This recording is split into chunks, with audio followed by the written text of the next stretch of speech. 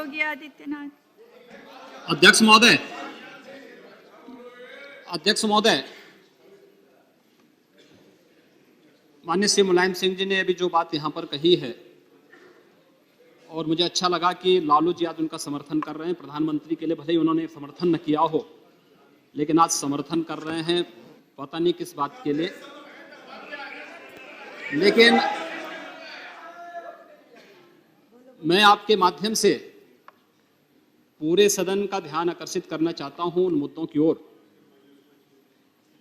जो आज भी सदन की मर्यादा के विरुद्ध यहां पर बातें हो रही हैं और किस प्रकार से गुमराह किया जा रहा पूरे देश को। अयोध्या में 3 प्रकार की परिक्रमाएं होती हैं, पंचकोसी, 14 कोसी और 84 कोसी। और महोदया, उसी परंपरा के अनुसार 84 कोसी परिक्रमा देश के संतों ने प्रयागराज महाकुंभ के अवसर पर 10,000 संतों ने वहां पर तय किया था और उसी के अनुसार परिक्रमा का यात्रा का कार्यक्रम तय हुआ था। महोदया, मैं स्पष्ट कर देना चाहता हूं कि अयोध्या में श्री राम जन्मभूमि, जिस पर माननीय उच्चतम न्यायालय ने इलाहाबाद उच्च न्यायालय की खंडपीठ के निर्णय के बाद स्थगन आदेश दिया है, उससे 25-30 किलोमीटर दूर बस्ती जनपद के मखोड़ा नामक स्थान से, जहां पर महाराज दशरथ ने पुत्रेष्टि यज्ञ किया था, उस स्थान से इस परिक्रमा यात्रा को प्रारंभ होना था और विशुद्ध धार्मिक यात्रा थी। इसमें किसी राजनीतिक दल का कोई हस्तक्षेप नहीं था। बिल्कुल 200-250 संतों को इस यात्रा में चलना था और 13 सितंबर तक ये 20 दिन की यात्रा है। लेकिन जिस प्रकार से धार्मिक स्वतंत्रता के मौलिक अधिकार पर उत्तर प्रदेश सरकार ने प्रहार किया है, महोदया, पहली बार देखने को मिला है कि लगभग 2000 से अधिक संतों को गिरफ्तार किया गया है और पूरी तरह अपमानित किया गया है। यहां तक कि अयोध्या जी में सरयू जी का स्नान करने वाले जो संत ऐसे हैं जो केवल सरयू जी का स्नान करते हैं, उसी का जल का ग्रहण करते हैं, उन्हें वहां सरयू जी का पूजन नहीं करने दिया गया, स्नान नहीं करने दिया गया, जबरन उठा करके बंद कर दिया गया, उन पर लाठियां चलाई गई हैं, पूरी तरीके से अपमानित करके। सबसे पहले तो सरकार ने हमारे संवैधानिक और मौलिक अधिकारों का हनन किया है।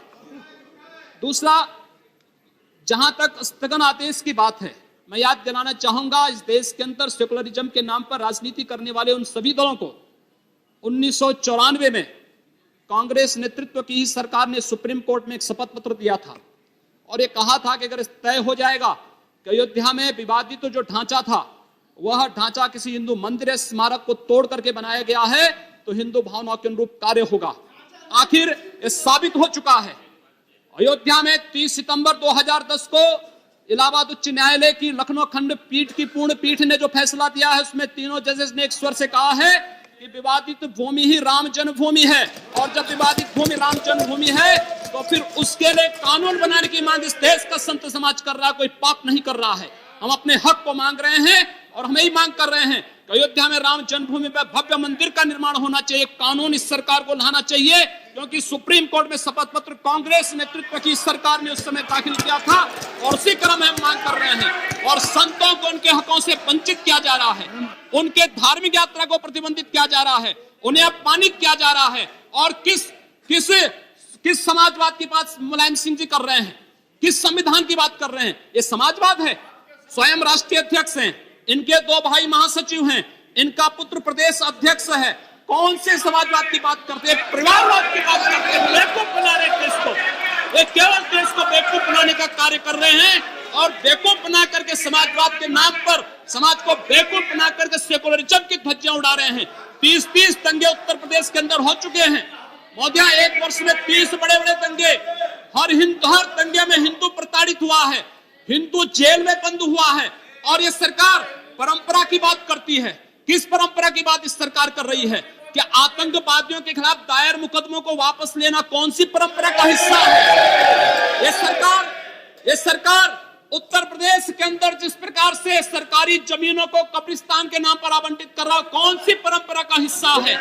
जिस प्रकार से वहां वहां के गरीबों, वहां के पिछड़ी जाति, वहां के अनुसूचित जाति के हकों पर डकैती डला करके ये सरकार जिस प्रकार से जंगल राज कायम की उत्तर प्रदेश के अंदर, आखिर वो किस परंपरा का हिस्सा है। और इसीलिए मैं आज के इस माध्यम से आपसे अनुरोध करना चाहूंगा, उत्तर प्रदेश सरकार ने उत्तर प्रदेश के अंदर हमारी धार्मिक भावनाओं का अपमान किया है, संतों को अपमानित किया है। इस सरकार को रहने का अधिकार नहीं होना चाहिए, इसे तत्काल बर्खास्त किया जाना चाहिए। आपसे मैं ये अनुरोध करूंगा कि भारत सरकार से मैं ये मांग करूंगा, ये सरकार लड़ाने का कार्य कर रही है, यह केवल मुस्लिम जिहादी आतंकवाद को प्रश्रय दे करके हिंदुओं को अपमानित करके संतों का अपमान करना चाहती है। और इसीलिए 84 कोसी परिक्रमा को इसने रोका है। महोदया, जितनी फोर्स वहां लगाई गई उसका दशांश भी, महोदया, उसका केवल दशांश भी केवल सुरक्षा के लिए देखी 200-250 संत अपनी धार्मिक यात्रा को शांतिपूर्ण ढंग से निकालते। इस सरकार ने यात्रा पर रोक लगा करके उत्तर प्रदेश के अंदर 10 करोड़ लोगों को पीड़ित किया है, अपमानित किया है, उनको परेशान किया है। और यही नहीं, यह सरकार लगातार हिंदुओं को अपमानित करने का कार्य कर रही है। और इसीलिए मैं आपके माध्यम से अनुरोध करूंगा, इस सरकार को रहने का कोई अधिकार नहीं, इसे बर्खास्त किया जाना चाहिए।